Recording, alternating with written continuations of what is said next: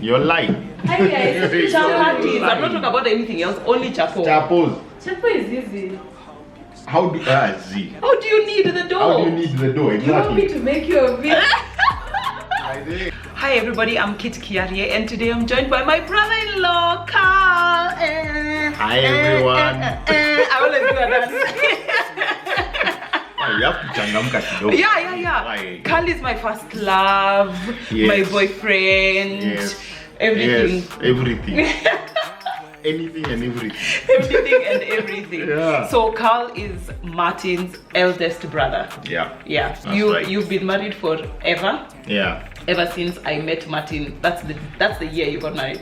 Yes, that's right. Yeah. Yeah, 17 I've been married years. 17 years. now. Yeah. Yeah. To my crazy. co-wife Sophie. Hey Soph. I miss you so Yeah. much, babe. Yeah. Yeah. Aw. Yeah. He hasn't seen She's his. my heartbeat. Yeah, but She's my heart. she hasn't seen her in 2 entire weeks. 2 entire weeks. And he's dying And here I'm for used to us. seeing her face every day. Every single day. Yeah. But anyway, now he's visiting us and he's brilliant in personal finance. That's what we're going to be discussing today. Yeah. If you like this kind of content, please like, please subscribe. But we're going to start with a game.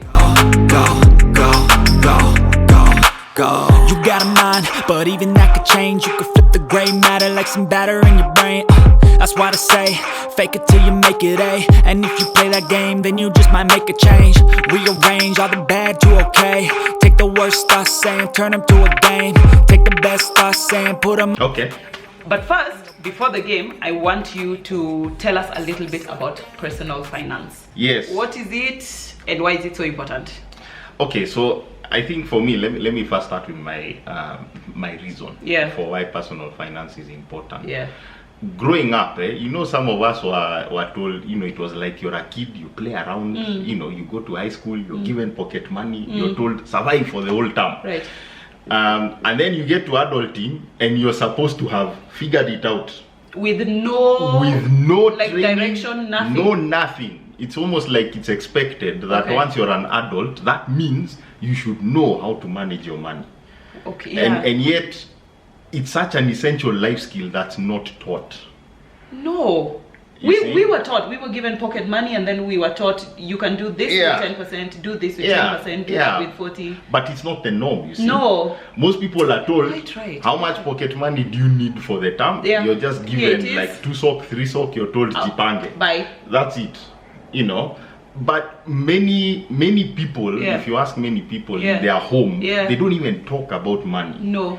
Money was always seen as the preserve of the dad, and as long as he's managing, or if you're a single family, then it would be the mom. And you just see her hustling and working things out, and then you pick up your cues non-verbally from there.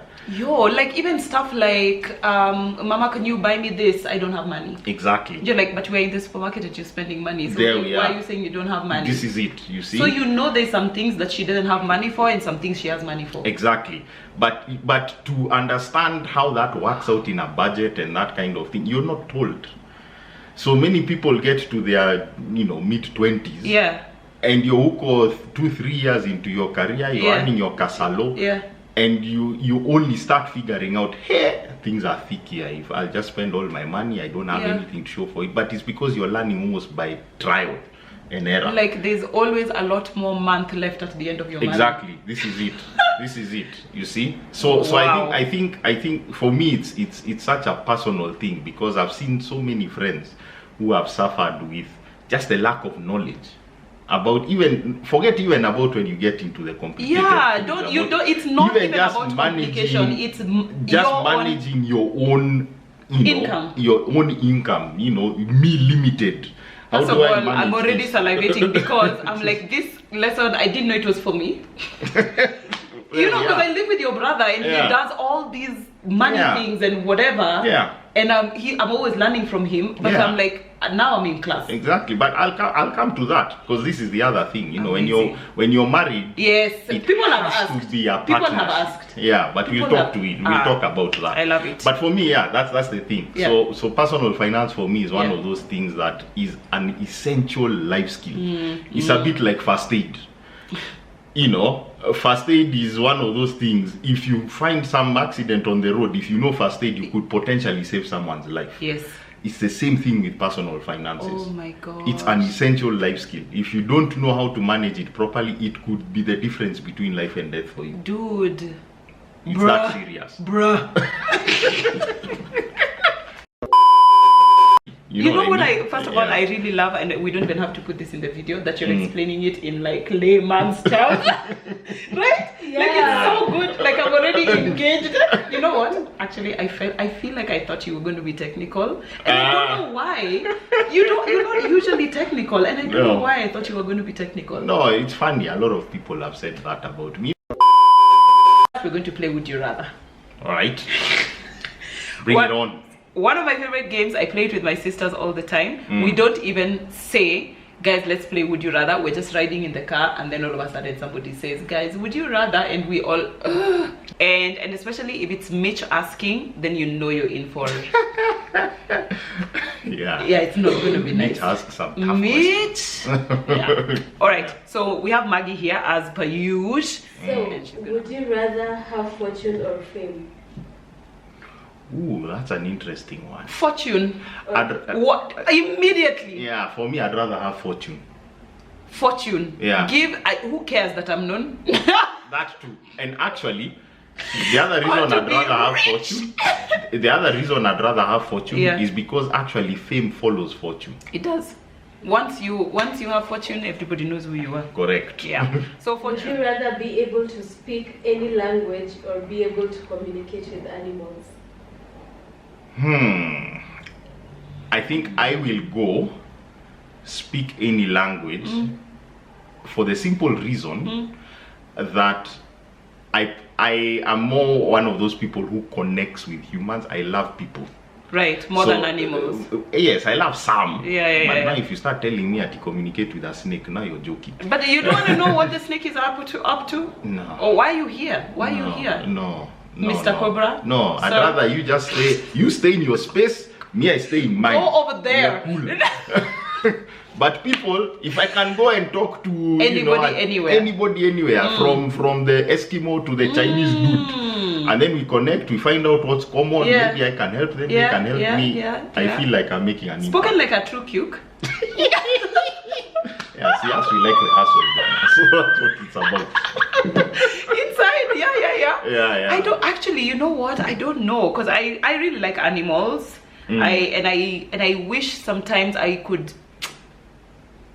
be able to know what they're about. So you want to be an animal whisperer? I don't know. Okay. See, you said it's either or. You have to choose one. Okay, I'm gonna go with the animals because I really I want to be able to speak to the mosquitoes in the room and be like. Next. Would you rather lose your sight or lose your memories? Yo, now that's an impossible one. Whew.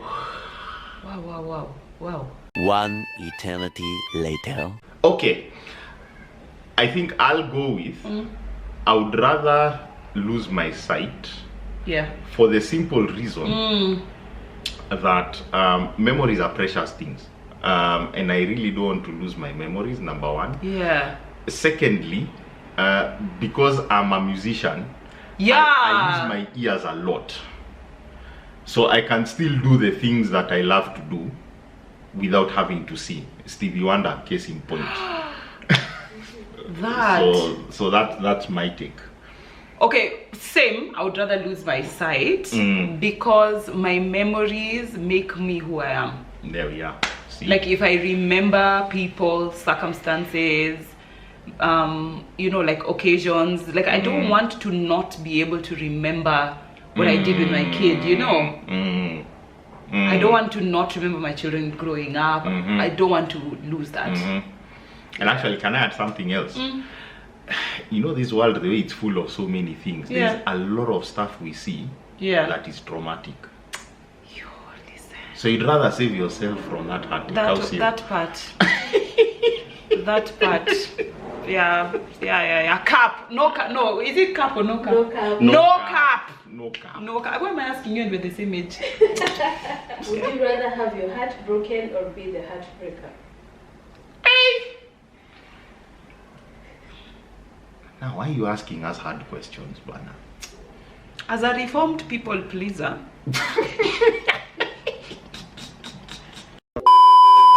I would rather be the heartbreaker.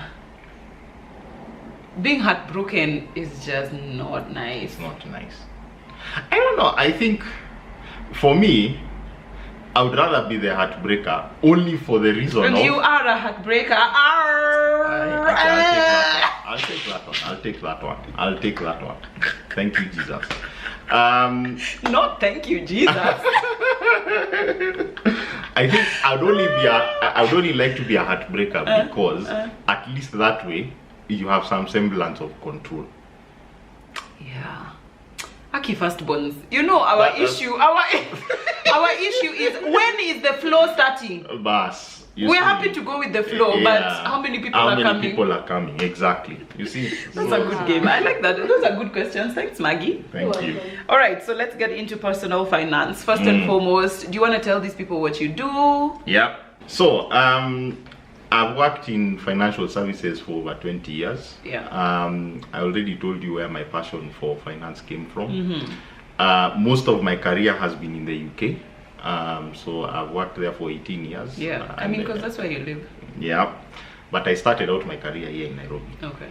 And what I do is, in my day job, I basically help banks figure out their strategies to save costs, to make more profit. Imagine helping a bank. Yeah, that's what I do. And then I run projects to help them do that.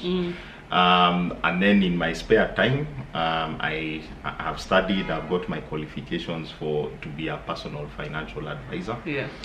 And so I've run a few talks, seminars, mainly with schools. Yeah, where I go and teach schools a few things. What level?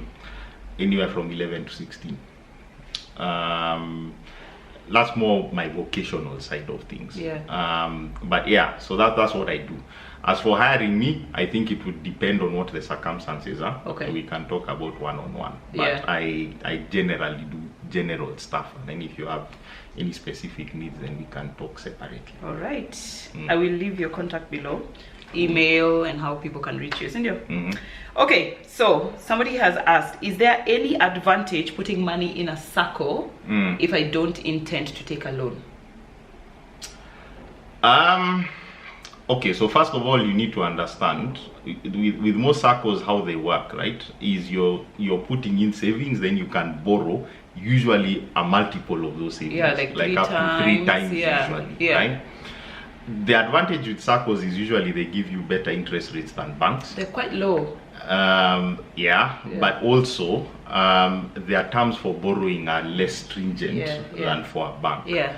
So the main advantage there would be, obviously the borrowing side of it. But secondly, I would say if you're not looking to borrow, it's also an alternative secure place to put your money.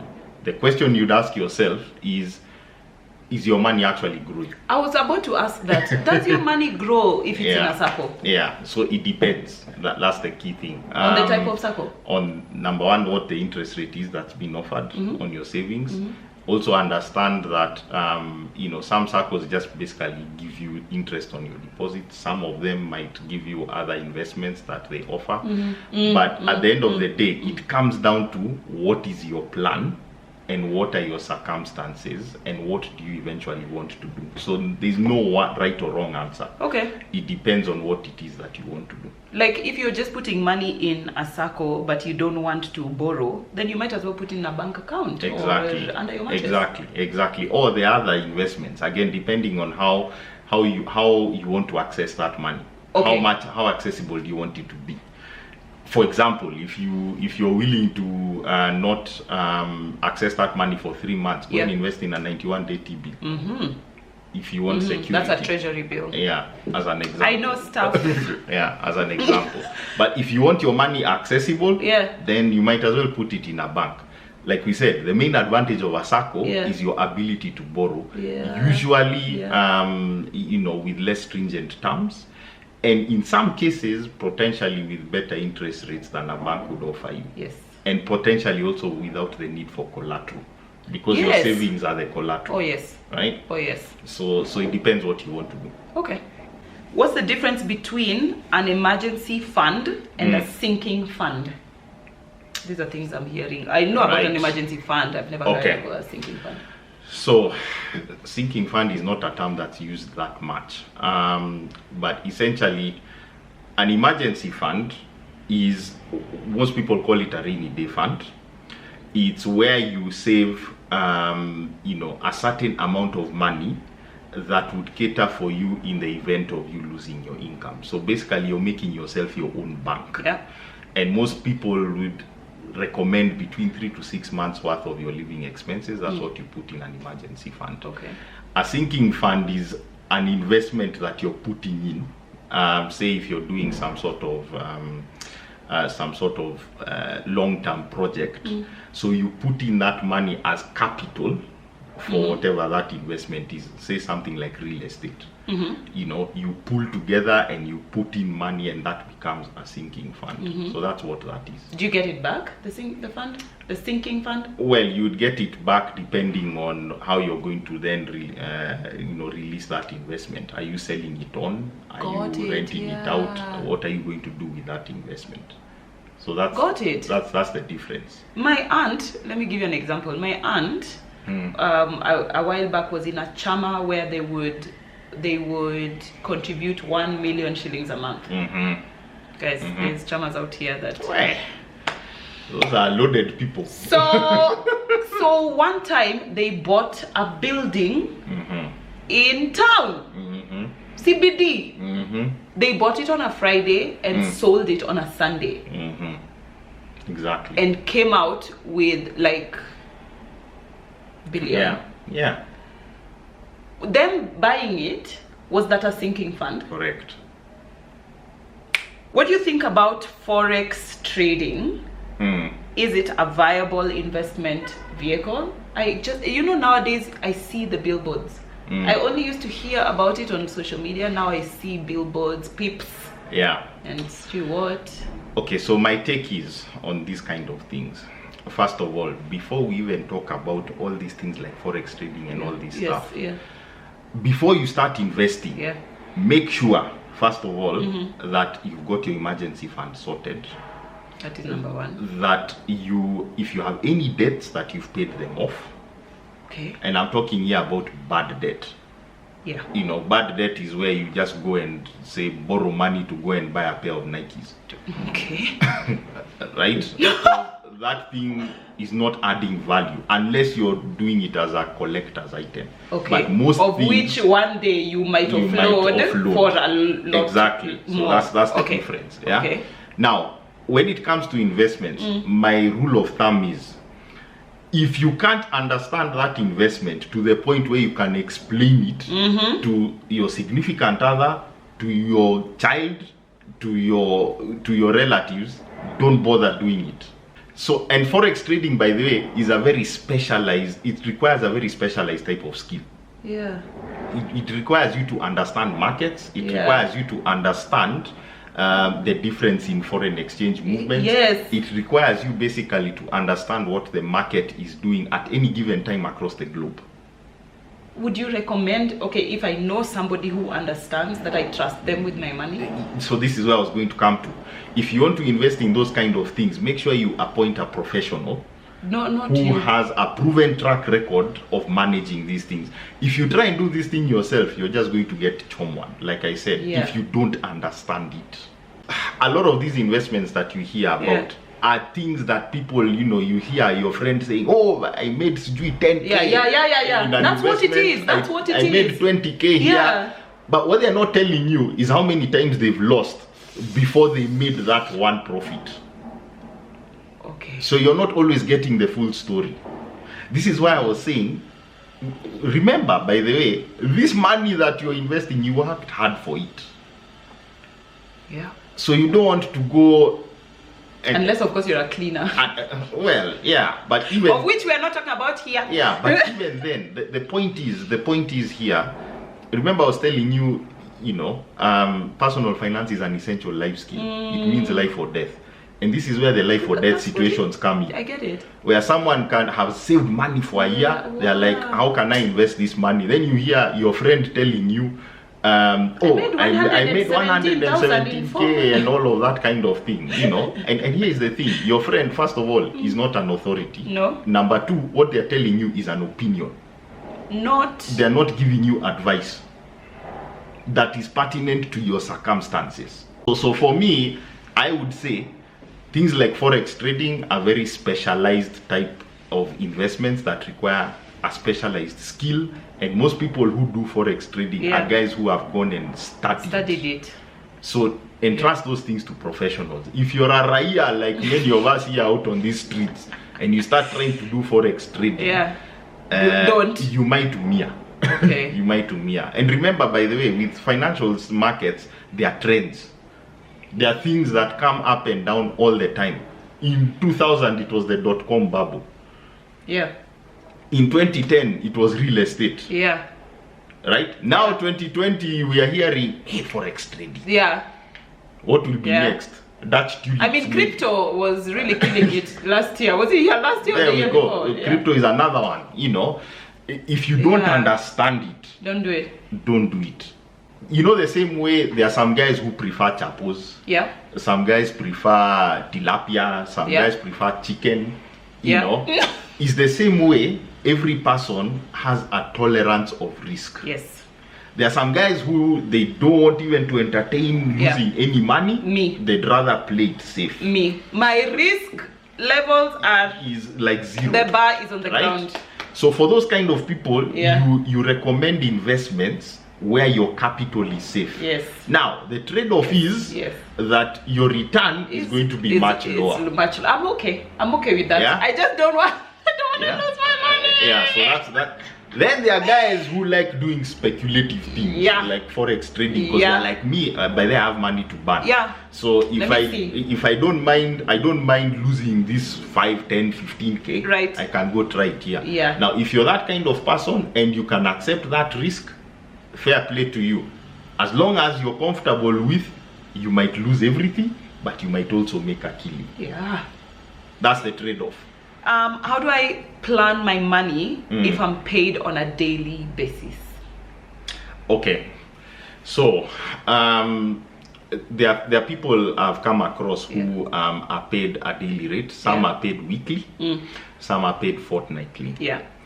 So what I tend to advise those people is make sure that you accumulate a portion of your daily amount, put it into a savings account, and then at the end of the month, do a budget based on how much are you going to spend in a month, so that that savings can then pay for your monthly expenses, and then you just keep topping it up from wait from what you get daily. So I'm paid 500. So every day, let me say 50. So at the end of the month, what do I have? So at the end of the month, so assume a month is 30 days. Right? So if you're paid 500, let's use so I have 1,500.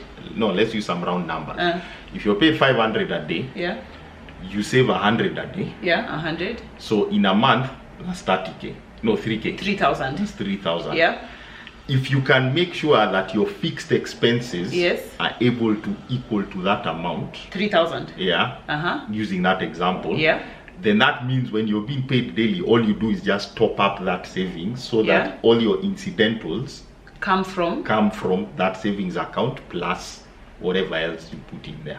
So is it like an emergency fund? Correct, but not an emergency fund. So it's a spending fund. It's a spending bills fund. account. Yes. Then you have your emergency fund. Then you have what you call your float. So money that comes in for unforeseen things. Okay, like all of a sudden one time somebody gives me 3,000. Put it there. So that then I can now plan. Exactly. Because the thing is, if you get that money daily, it's going to be very hard for you to see. Do you know money finds use? Bas, number one. Number two, it's going to be very hard for you to see what it costs for you to live. on a regular basis. So if you think about it, most bills are usually billed on a monthly basis. That's why I'm saying figure out how much it's going to cost you to live per month. Even though you're earning daily. So do your budget on a monthly basis, because you know at the end of the month utakuja kuitishwa rent. Right. Utakuja kuitishwa school fees. Well, school fees is per term, right? Yeah, per term. But then it's things like... No, actually, some schools you can pay per month. You can pay by month, yeah. But it's things like rent, electricity, water, food shopping, you know, data, internet, Wi-Fi, that kind of stuff. It's all done on a monthly basis, usually, right? In some cases, you can do it as and when. But for most of the big bills, they're done monthly. That's why I'd advise do your budget on a monthly basis. Wow. And then there's something else I'll come on to. Most people do a budget based on what is it that I need to survive. Yeah. But remember, I'm looking at you like, man. Yeah, but remember, maisha ni moja, si ndio? So the same way you write goals. Yeah. The same way you write goals for in 5 years time I want to be here, I want to be here. Yeah. Why don't you do a budget for in 5 years time I want to be earning this amount of money?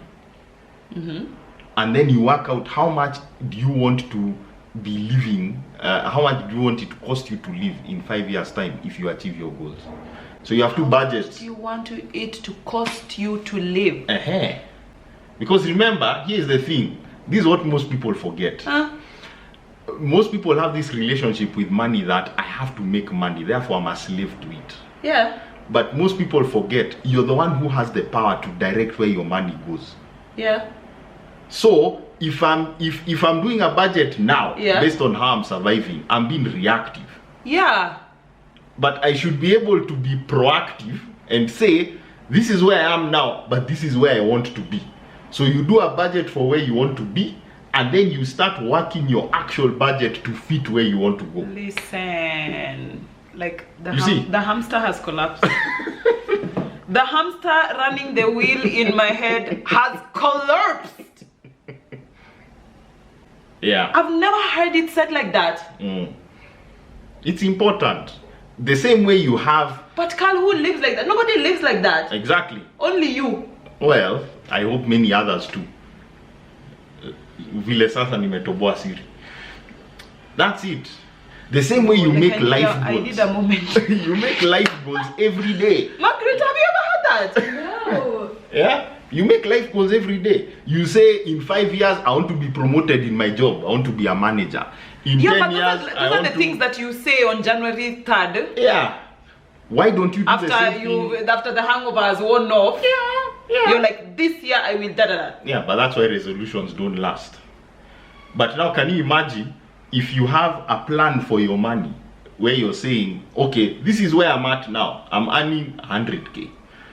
In 5 years time, I want to earn 750k. But it's not just about the earning. No. It's okay. Like it sounds so obvious now that you're saying it. Yeah, it's not just about the, because right now I'm earning 100,000. My lifestyle is 85. By the time I'll be earning 750,000, the Ferrari I'll be driving. But please. You see, so you have to then tie your expenses at that time to what it is you want to do. And do it now. Yo. You see? Hey, okay. Because then that keeps you accountable. Yeah. So it's not just wishful thinking. Oh, I wish. It's not just, you wake up one morning, you say, wouldn't it be nice? No, wouldn't it be nice? No. If you put pen to paper and you keep yourself accountable, and even better is you get a close friend or someone who you trust who will keep you accountable to that thing. Now it doesn't mean it can't change. No. But at least you have something you're aiming towards. Like there's a goal. Yeah. And you're telling, remember I told you, you're telling your money where to go. You're telling your... It's not that the money comes and naisha pangiwa. Come money. Yeah, it's not that it comes alafu isha pangiwa in terms of, hey, lazima nilipe landlord, lazima nilipe KPLC, lazima nilipe water, school fees. No. It's even before that money has hit your bank account. You're already telling it. You're going to go here, you're going to go here, I'm going to pay myself. Paying myself is savings now. My friend. You know, that's what. Wait, paying yourself is not sherehe? No.